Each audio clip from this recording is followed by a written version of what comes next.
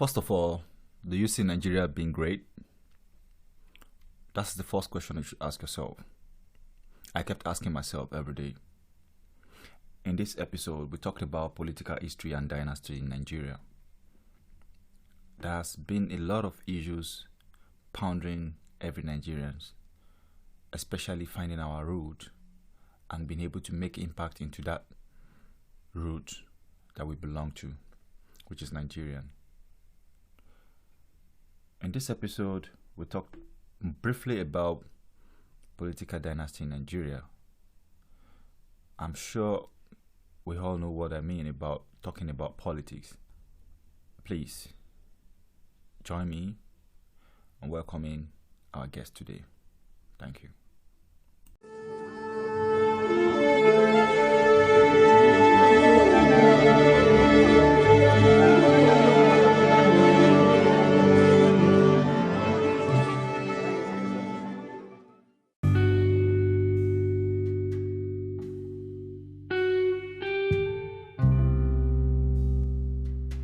Ladies and gentlemen, welcome to the Nation Youth Podcast.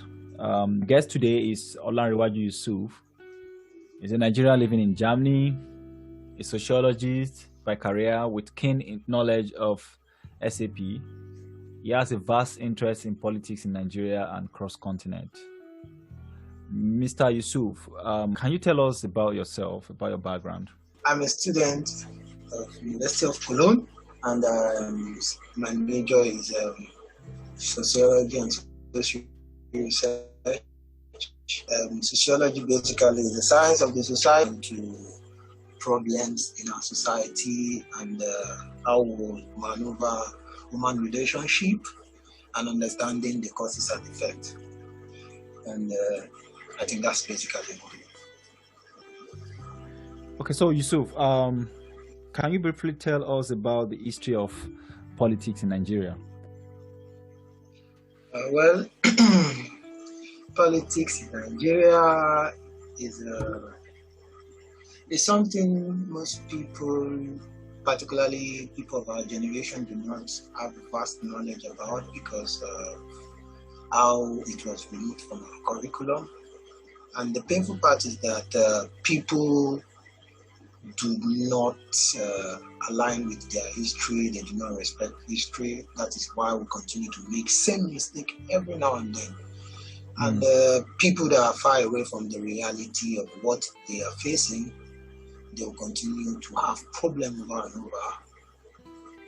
That is undoubtedly. I got interested in Nigerian politics because of the tension that always arises in Nigeria, particularly across different ethnic groups. We have close to 450 ethnic groups in Nigeria. So there's always tension, particularly among the majority groups, the Yoruba, Igbo, and Hausa. So the history behind them has been, the tension has been there ever since, probably let's start from 1945. 1945, we had a labor workers' strike. Yeah, it was led by Michael Imodu and particularly Nnamdi Azikiwe. And I watched one of his interview. He once said the colonial masters then wanted to kill him. They wanted to assassinate him. He was to be assassinated because Nnamdi Azikiwe is the man. Nnamdi Azikiwe and Abat Macaulay, they were the one that brought the energy of politics into the Nigerian society. Abat Macaulay particularly, he spearheaded it, Abat Macaulay. Yeah. And then Nnamdi Azikiwe started with it. He schooled in US. His main mentor, the person who follows the path is Abraham Lincoln. And if you read the history of Abraham Lincoln, was the one that abolished trade, was the one that brought a little bit popularity for the black people in America and before the Civil War in America started.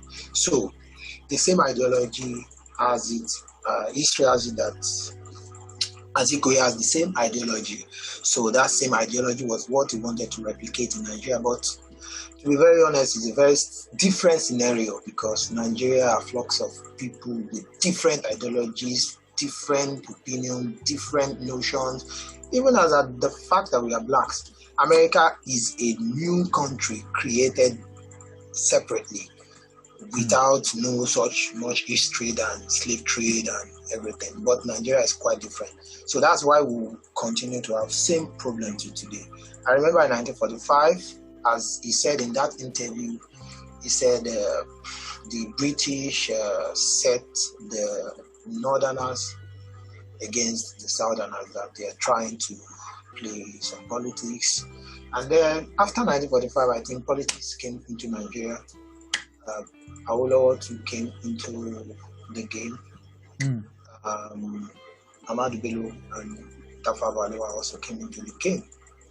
And I think we started regional government in 1953. We had the Eastern region, the Western region, and the Northern region. The Northern region has 2/3 landmass of Nigeria. So that's why till today every political power is skewed to the north, irrespective of the fact that there's a little bit of doubt in the population statistic of the north because they live with dispersed settlement life.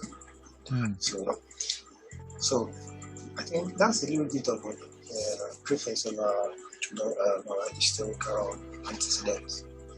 Thank you very much, Yusuf. I mean, you've hit the nail at the right spot. My next question is just, also briefly talked about the current politics in Nigeria. We know that Nigeria is a federal republic with executive powers by the president. The president is the head of state, the head of government, and the head of multi-party system, And we also know that Nigerian politics takes place within the framework of a federal presidential representative democratic republic in which executive power is exercised by the government. Yeah. My first question is, what can you say about the current political system that we have? Talking about National Assembly, the Nigerian Constitution, Can you just give us a breakdown of the current political system that we have in Nigeria? You see, it is very dirty to the ear to say that Nigeria practice the federal system. It is very dirty to the ear because, as I said earlier, Nigeria is a country of different ethnic nationalities, right? Different ethnic nationalities. And Nigeria was built on the basis of the fact that when a child is born, he's an ethnic champion. It is more or less like the black race and the white race. In America now they're trying to look for a balance for it. Yeah. And in Africa we still have a lot of ignorance. We are yet to come to compromise with the fact that we need to understand that we need to manage our differences. Coupled with the fact that the North has extreme, they're a little bit extreme in terms of religion, and the South is a little bit liberal. So the North is conservative, the South is liberal, you understand, to some extent. So it is very dirty to the ear to say that Nigeria is practicing the federal system. Let's go back to history. On the basis of history in 1950, was it not 1952, maybe 1951 or 52, we were practicing a constitution then, a Clifford's constitution. The constitution is more or less like this kind of constitution we're practicing today, where power is in the center. Yeah. Center cannot hold the extension. Every ethnic group wants to slash the power. You understand? So there is always tension. So on the basis of our agreement in London, Nnamdi Azikiwe, Ahmadu Bello, and Awolowo, they came on an agreement that, see, we are different people. We need to understand this. We can live together, but we must, each and every region must manage their resources. So everybody, each region will run at its own pace. Harold Wilson in 1959, he said it, the Prime Minister of UK as at then. He said it, and I quote, he said, Awolowo would manage UK as a Prime Minister because of the fast development endowed in the Western region. I am from particularly the West. I'm from Kwara State, and I don't like to call myself someone from Northern Middle Belt or whatever. No, because I'm a Yoruba by birth. And in all fairness, if we really practice a federal system, there wouldn't be need for cutting states or whatever. Those were done by the military to create division. When we were in the Western region, what was our means of wealth? Our means of wealth was the cocoa and the palm oil. In the Eastern region, their means of wealth was the coal and the palm oil. In the North, coconut pyramid in Kano, tin in Jos. In 1943, I read an article in 1943. The article was cited in 1943. The article said that the Northern region was the best region that brought enough IGR to the center. Because at then they were exploring tin. And then, if you remember, as then I think there was a war, maybe Second World War going on then. So the British people were exploring a lot of mineral resources in Jos. And Kano was, in fact, across Africa, I think Kano was number one exporting coconut. In the West, we had cocoa.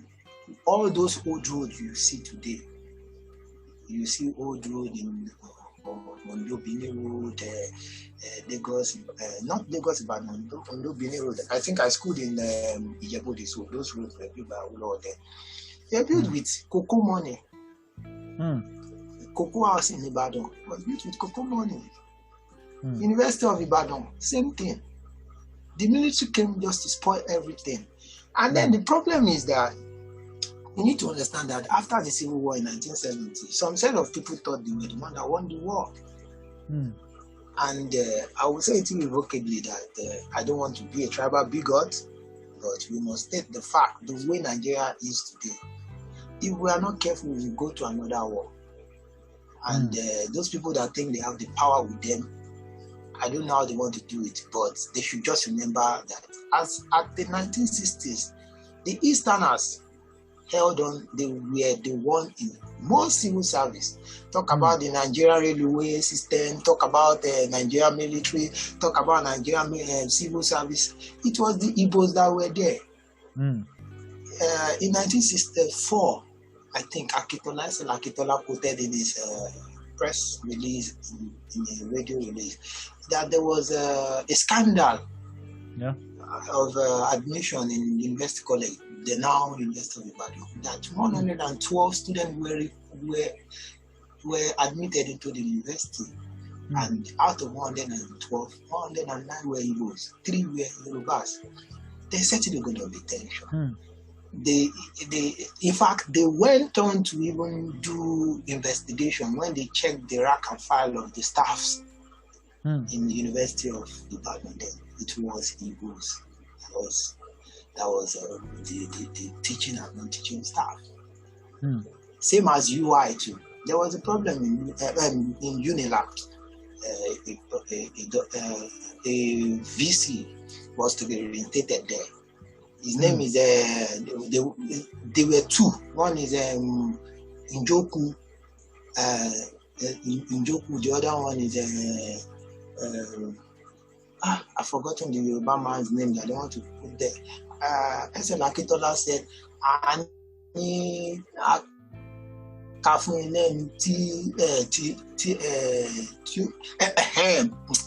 VC, the name of the VC is Biobaku. Anika fún ẹni bí ò bá kú ẹni tí ń jókòó gan lẹ́ ń fẹ́. Njoku was the Igbo person. Biobaku was the Yoruba person. So he was making it in that kind of translation. So, you know, the ethnic tension has been there for long. And I think we need to come to a compromise that we need to go back to the system our founding fathers gave us. Because if we do not, There's tension in Nigeria now. Whenever they appoint anybody now, they say, it's from the north. It's from the north. Right. And whenever they appoint anybody, they say, they did not appoint any Igbo person. They did not appoint any Yoruba person. So, So, talking about this issue of tension, I want us to put some light on this. First of all, but before we go into this current tension regarding our current dynasty in Nigeria, I think you need to give us a clear view about the Nigerian Constitution. What exactly do you think Nigerian Constitution is actually effective? I mean, like, considering our legal systems where we have the English law, common law, customary law, Sharia law, all these laws are still embedded into this constitution, and a whole lot of politicians, they are hiding under the guise of different legal systems that we have in Nigeria. Because this actually boils down to the fact that, of course, we have different religion, we have different beliefs, and different costumes, and I also believe that this led to the fact that we are a multi-diverse country. But should our constitution be based on our differences, or we should all have a standard constitution that everybody abides to, that is going to provide a solution to this? Can you give us can you put out the light on this? You see, like I said, it is very dirty to the ear to say that Nigerian Constitution is a good constitution. It has never been a good constitution. It is a scandalous document. Scandalous document. In an interview by Obama, he said the society is not a religious institution, and it is true. If you control the society with religiosity, there's certainly going to be tension and crisis. And I think the germane problem, the germane problem of Nigerian Constitution is the inclusion of the so much religious belief inside the Constitution. So much. I don't get it. The rhetorics, I don't even get it, because we need to understand that we are people of different ideologies, different religious background, different everything. We are just blacks, but we are different ideologies. I don't want to be biased. For the people in the South, they can be manageable to some extent of accepting the Constitution if there was no tendency of religious inclusion. In the South, like I said, we are liberal, but in the North, they are conservative. I think the problem boils down from the people of the North. Their ideology about religion is quite different from us, but it is not a problem. You understand? But the thing there is that you need to understand that since we are people of this kind of ideology, we do not need to include any religious belief or whatever. And it still boils down to the fact that we need to go back to the federal system. If you decide to go to the north, you will know that it is Sharia law they are practicing. Anything you do that contravenes the Sharia law, you face it. But when we are in a circular society, and we are trying to say, okay, we can manage ourselves, there is going to be tension. In fact, the Constitution, like I said, there's this man, Modo, Charles, I don't know if you know him. He was the Minister of Information under Absalom, Abubakar Absalom. That was when Nigerian Constitution was written. The man is going around everywhere now and telling everybody that Constitution is a scandalous stuff. And people are blaming him that he was there then. He said he did not know anything about this Constitution. That he said the Constitution says we the people of Nigeria say so. He said it was not Nigerian that said so. It was a document written by military men. And these military men, most of them particularly, are from the north. And that is why today you see that one state will be making 200 billion naira, one state will be bringing 2 billion naira to the table. And when they want to share when they take the money to the center to share, a state that brought 2 billion naira will be taking 18 or 20 billion naira. The other ones that brought 200 billion naira will have to pacify the one that brought 2 billion naira. And the most scandalous thing there is that the ones that brought 2 billion naira, Nigeria is a country that the funds are shared based on local government quota system. And if you check it, you go to the north now, you will see in Kano State, out of Kano State, we got Jigawa. Jigawa has maybe, I don't know, 38 local government. Kano has 44 or so. I don't know. I can't remember. So, all these kind of thing, like somebody will bring 2 billion naira, I will take 20 billion naira and go. And people are seeing this. There's going to be problem. So, and the productivity there is very low because of the tension of the Boko Haram and banditry, all this terrorism that's going on there. So the productivity, the economic productivity of those regions is very low. So all the money that's been gotten to pacify, to relieve all this terrorism is brought from the south. We need to be realistic. The statistics are there. The statistic is there. So, like I said, there's this men, all these old men that are shouting restructure. You will not see any one of them that is less than 70 years. All of them that are more than 70 years. They know that they saw the war. They know how Nigeria went under military. They know how everything went. And at 1999, they just wanted the military to go. When they brought the constitution, no one disapproved it. No one because they just want the military to go. Just go. We don't want you. And those people, those thief and scandalous people that even fought for the liberation, the Nadepo and all of them, they are the ones oppressing us. In fact, they are worse than the military. So it is more or less like we just have people, set of politicians that do not even get. They lived in the military era and they are replicating the military attitude today. You can imagine what happened at Lekki.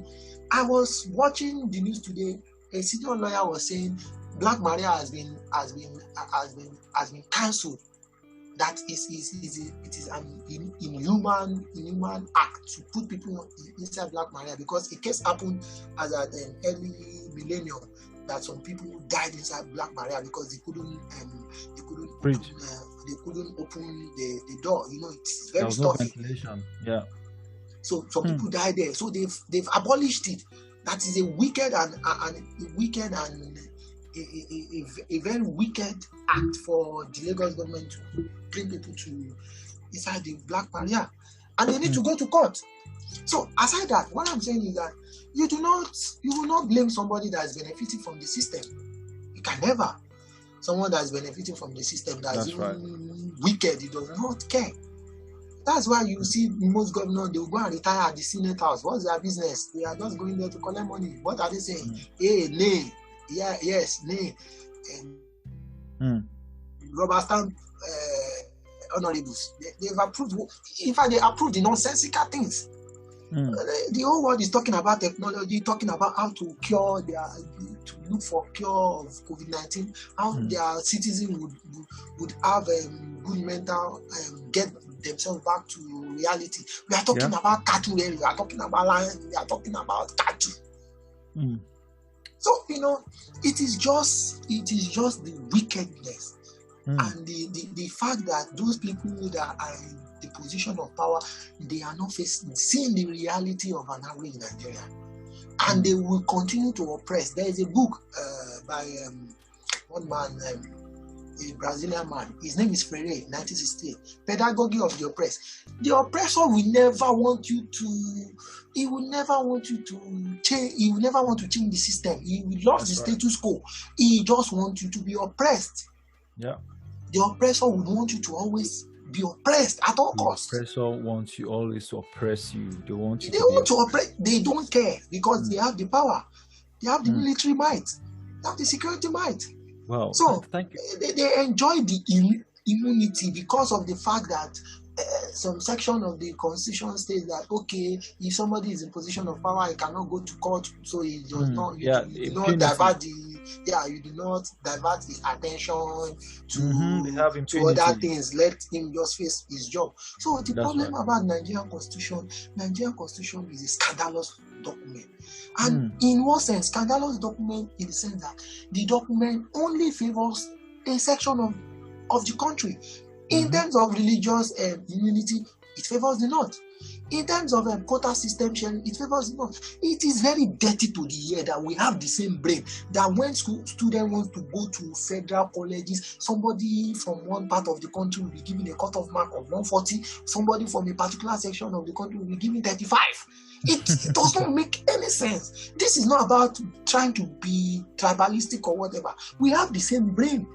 That's right. You cannot continue to deprive your people education.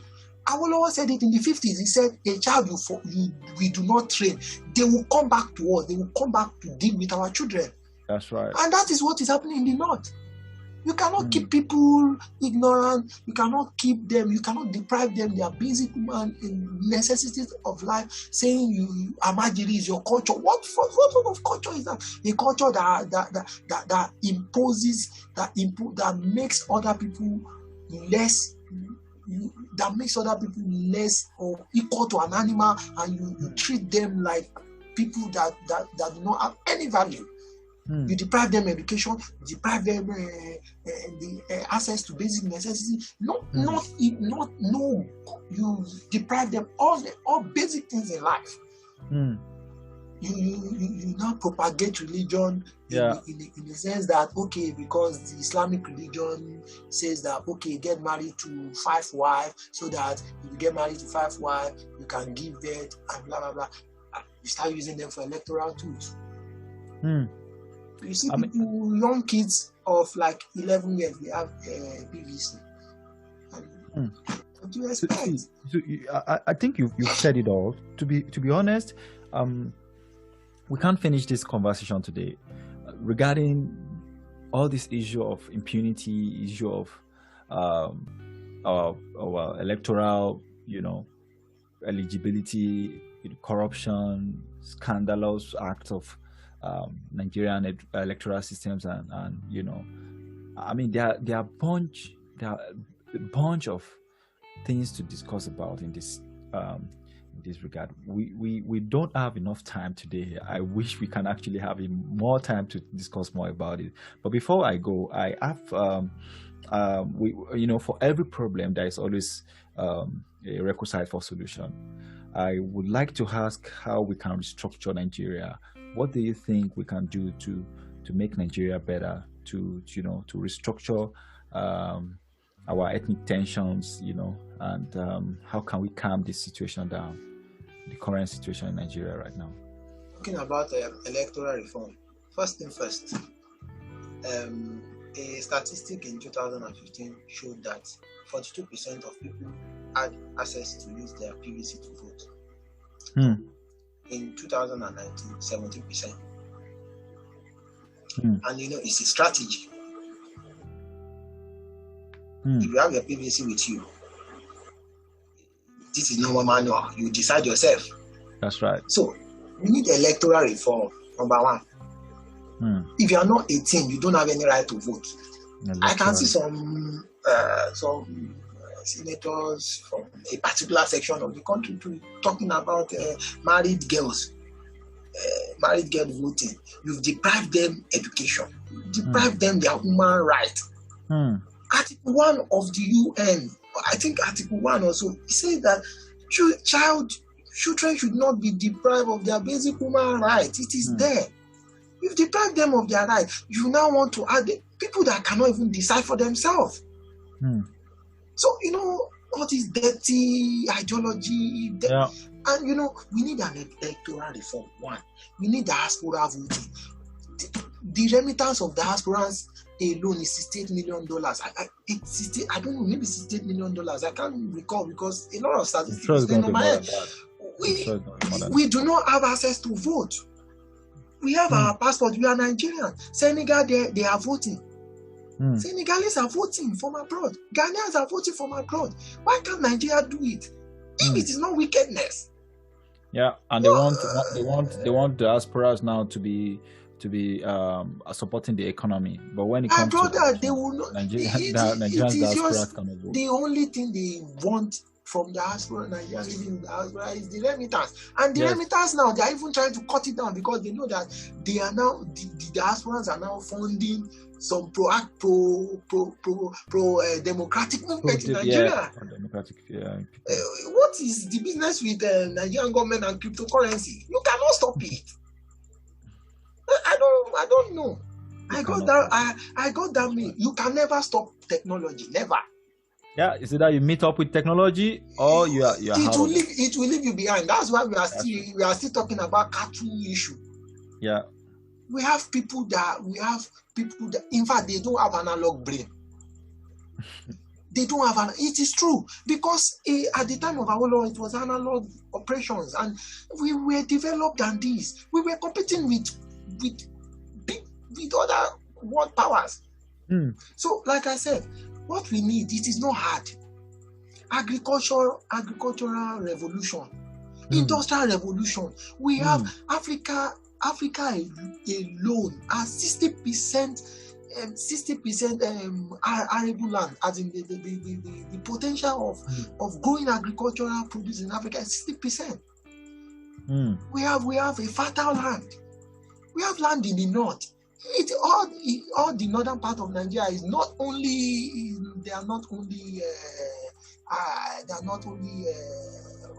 Sahel. If you go to Taraba, they have deep forest. Deep forest there. They have a lot of land. What are they doing there with it? But they don't want to do anything. They just want to impoverish everybody. The problem is that once the citizens are brought down to their knees, they won't have any option than just to be playing along. We need industrial revolution, creation of factories. There was a factory in Kaduna at the time. My father told me they were making clothes. They were making Ankara also. They had more than 300,000 workers. If I get the statistics, more than 300,000 workers. People from different parts of Nigeria will go and work there. That is where this guy works. Oshomole. That was where he was working before he joined the Labour Congress. Even though he has a bad antecedent, that was where he was working.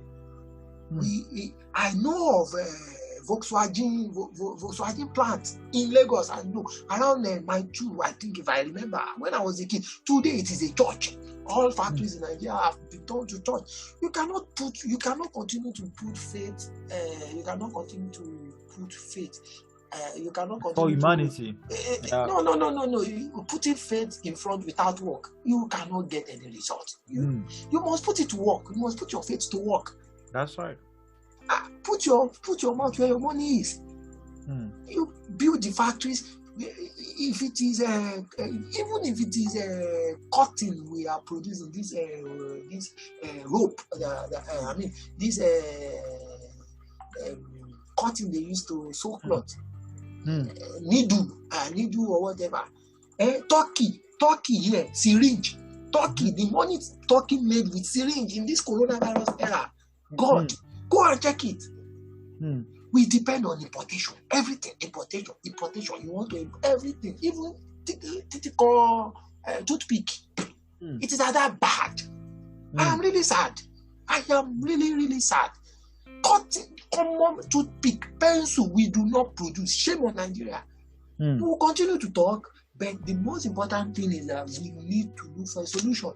And the funny thing is that they've now made diaspora prosperity a thing that we now celebrate. Some people who leave Nigeria now, they'll say, the wickedness Nigeria has done to me is enough. I cannot come back again.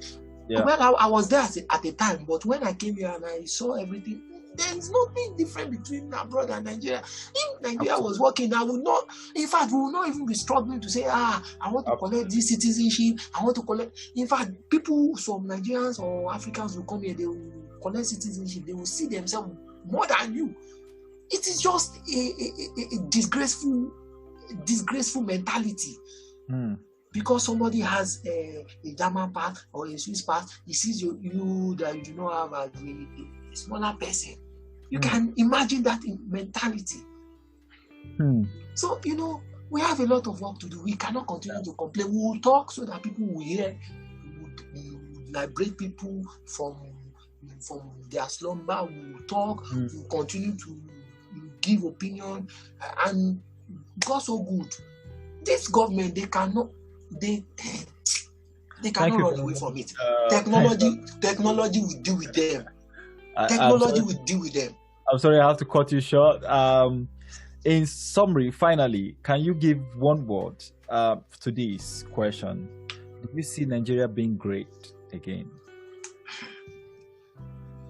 There is no country that would be great if you don't plan well, you will fail. The prerequisite for success is planning. Planning is a very strong prerequisite. Lee Kuan Yew, the Prime Minister of Singapore at the time, Singapore also has ethnic differences. He came and he transformed the country. We are using that as a model. And Nigeria, some people in Nigeria do not know that Singapore, that's one of the strongest countries in this world today.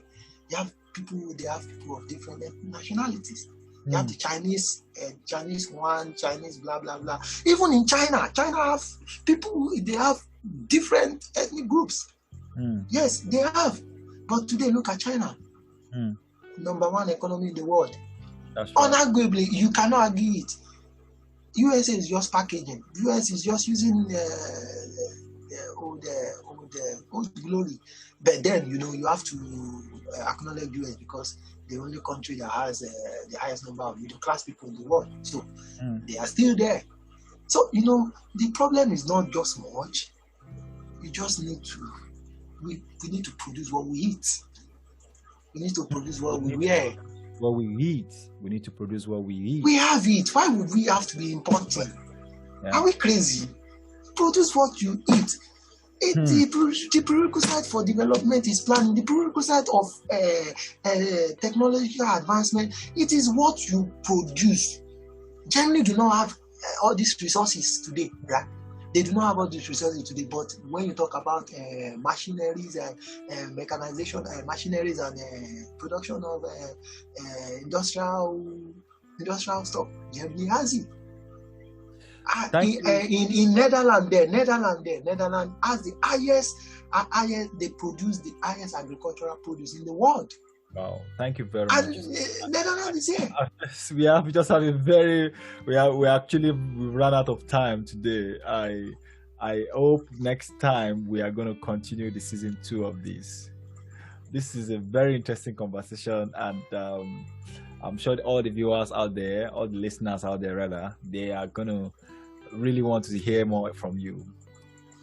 Yes, I hope next time when we invite you to our podcast, you are going to welcome our invitation. Yeah, I'll be very glad. At this point, I'm going to say thank you again for coming to our platform, and we hope next time you are going to honor our invitation. Yeah, sure.